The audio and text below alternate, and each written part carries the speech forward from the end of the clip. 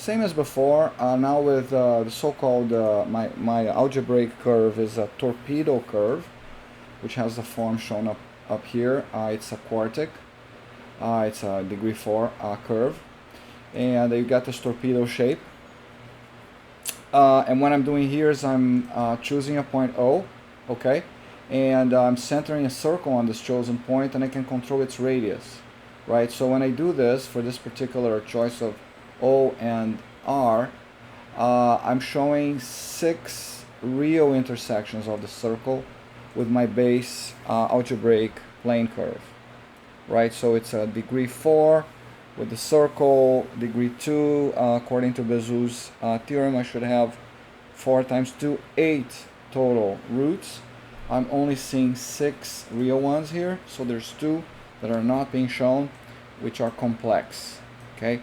Now, again, we are being quote-unquote lucky in that if I move R around, even though the other 2 complex roots are not showing, I'm maintaining the centroid C0, or the average of these 6 intersections, stationary.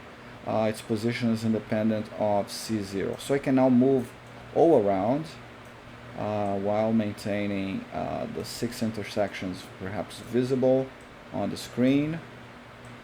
And let's choose another O that is outside of my torpedo curve. So for example here, and again you can already notice the phenomenon that C0, the centroid, over the range of R's that preserve the 6 intersections in the real plane, C0 is independent of set R.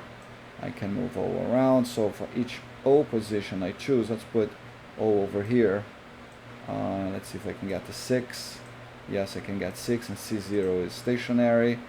I can put O over here and then get a particular R that gives me the 6 intersections, and again C0 is stationary. So I'm getting the same phenomenon that we got previously with that 4-petal rosacea curve, which was this order 6, degree 6 curve, and we're getting the same here with this degree 4 asymmetric curve.